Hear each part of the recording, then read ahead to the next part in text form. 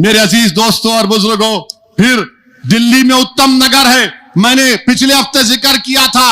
अब उत्तम नगर में आरएसएस से वाबस्ता तंजीमें बोल रही हैं कि ईद के दिन ईद मनाने नहीं देंगे, फुला कर देंगे, ये कर देंगे। कई मुसलमान अपना घर छोड़कर चले गए उत्तम नगर से। कोर्ट को जाना पड़ा, दिल्ली हाई कोर्ट को जाकर कहना पड़ा ईद तो मनाने दो सुकून से, हम रोजेदार हैं और ईद तो मनाने दो हमको।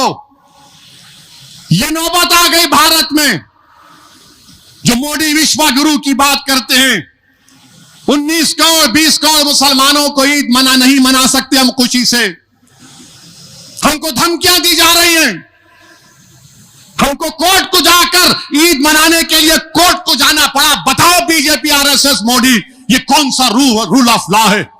ये कानून की बालादस्ती है कि मुसलमान को अपनी ईद मनाने के लिए हाई कोर्ट को जाना पड़ा।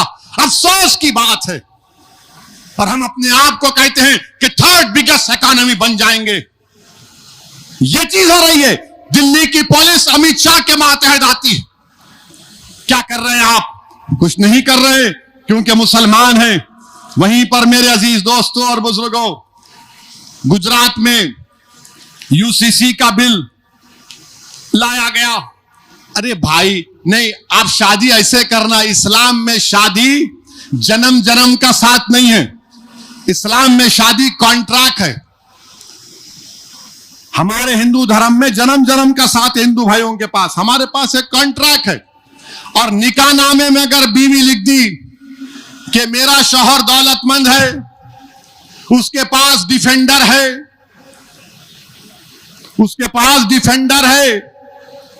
उसके पास 2 गाड़ियां हैं, मेरे को हर साल रमजान में 10 दिन उम्रे को लेके जाना, तो उन्हें लिख दी निकाहनामे में, जाना पड़ता, लेके जाना पड़ता आपको।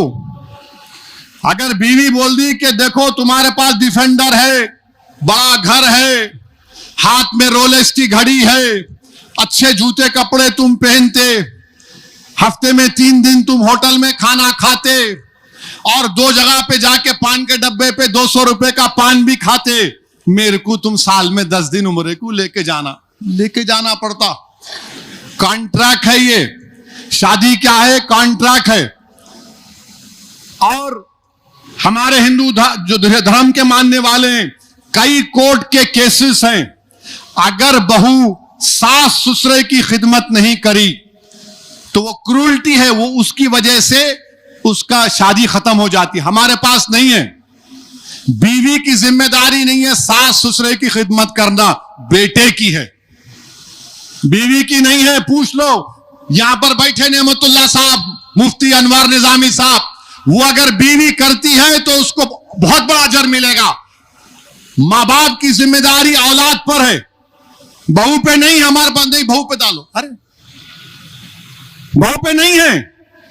मुझे मालूम कि मेरी बात सुनने के बाद बहुत से लोग नाराज होंगे।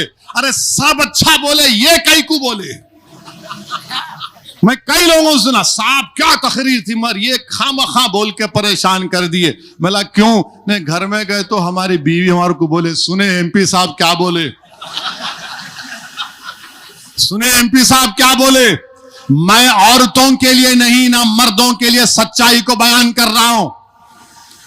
मां बाप की खिदमत औलाद की जिम्मेदारी है, और जिम्मेदारी बेटी है तो उसके मां बाप पे शादी हो गई, नहीं मैं भूल जाए, नहीं मैं क्या करूं, मेरी शादी हो गई। आपकी जिम्मेदारी है, आपको देखना है।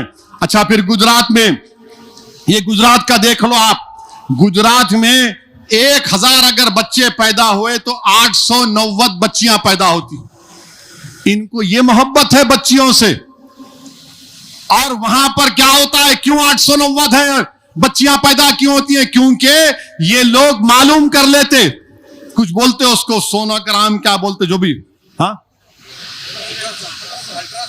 जो भी है, मालूम कर लिए कि पेट में बेटी है, हमल साकित कर लेते, जाके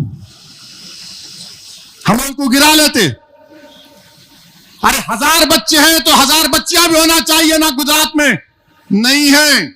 और गारंटी से बोल रहा हूं कि सबसे ज्यादा बच्चियां पूरे धर्मों में अगर आप देख लें गुजरात में तो मुसलमानों में होंगी, सबसे ज्यादा होंगी। यहां 890 है, इस पर कुछ नहीं है।